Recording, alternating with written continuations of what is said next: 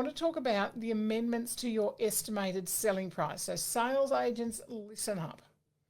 And this is mind you, it's good practice for any agent, but it is a requirement for residential sales agents. So guys, if you've put on your agency agreement a particular price or price range.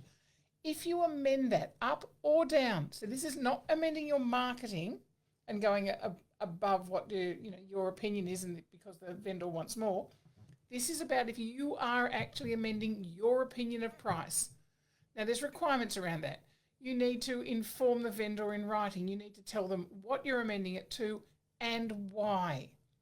Now, there's been a lot of discussion, and a number of agents have said when Fair Trading have had a look at their files in recent months, they've looked at them and said writing in market forces as the why that they've amended the opinion of price up or down is not enough.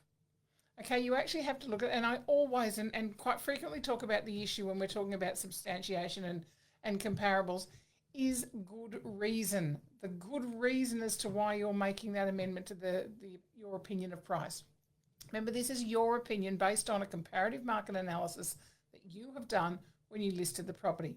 So if you're amending that, you kind of have to go through that process again. We're looking at comparables. So it's not just about, buyer feedback, and we'll talk about that a bit more in a minute. But you've got to look at the comparables in more detail. So, you're looking at, it could be feedback from buyers stating that, the property has different issues with it, or it could be that interest rates have increased and there's a decrease in the number of people actually coming and looking or being interested in the property. And some of that could be buyer feedback. Market forces is not enough to write down. So it is about your buyer feedback.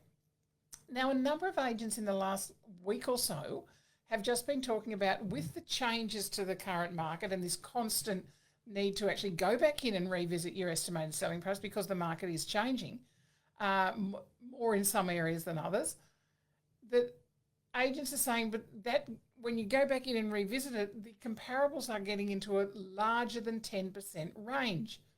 And they're saying, well, surely if that's what the market's saying, then we should be able to do more than 10%. No, we've still got the legislation that states that you can only quote a range that is 10%, and that's 10% from the bottom price. So if it's 700, then it's 700 to 770. If it's $1 million, then it's $1 million to 1.1 million. So, it is 10% from the bottom price, not 10% up, 10% down. It is 10% from the lower price that you're putting into your price range. So you've got to make sure that you're still meeting that requirement. So, buyer feedback might be saying that you might have to look at what's sold in the local area and saying, well, this sold at this, which is lower than what was expected. It's not quite, it's a better house or a worse house or premises. So that rise or fall in that shows us that there will most likely be a rise or fall in the property that you're talking about. So it mightn't be a direct comparable in terms of price, but it's giving you an indication that the market is moving in a different way.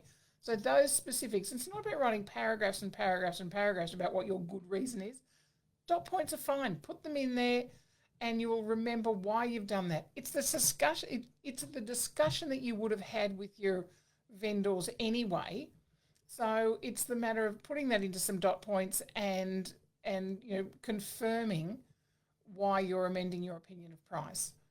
Okay, and just while we're talking about that, every time you talk price to someone, remember that it is a legislative requirement that you keep a record of that.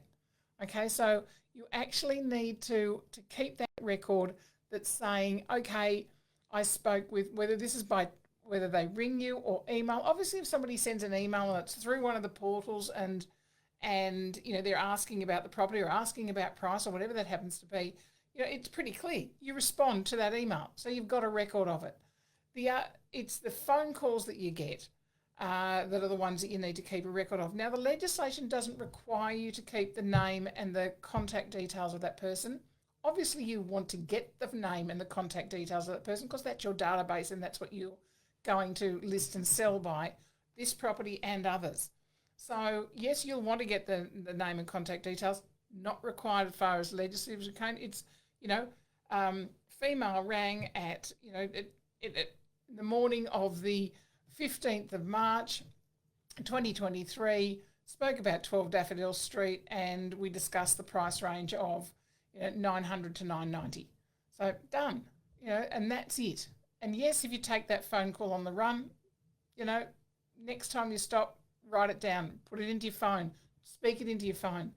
If you're driving, don't drive and text and drive and, don't use your phone illegally, obviously, but, you need to, have something that will remind you. Have an app on your, use one of those apps where you can just put your, put voice messages onto your phone very quickly, get them off later and put them into your system. Some of the systems will allow you to send a text directly into your CRM. So, if you've got those types of systems, utilize them, get to know how to do that type of function. So it's easy, it's there, it's done.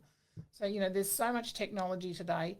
We need to be able to use that to make our lives easier and better, not more complicated. So, guys, just remember that there are processes involved in your amendments to your estimate of selling price. And if you're doing that, there are steps that you need to follow. We've done newsletters on it in the past, so if you want more information about it, hop onto our website, have a look at our newsletter. There's a search facility in there. You can find something on estimated selling price. We've talked about it numerous times before because it keeps coming up. It's that one at the moment that's coming up where we got interested about the fact that agents are saying, but comparables are telling us something different. Well, that's what you have to talk about, and that's what you have to put into your notes.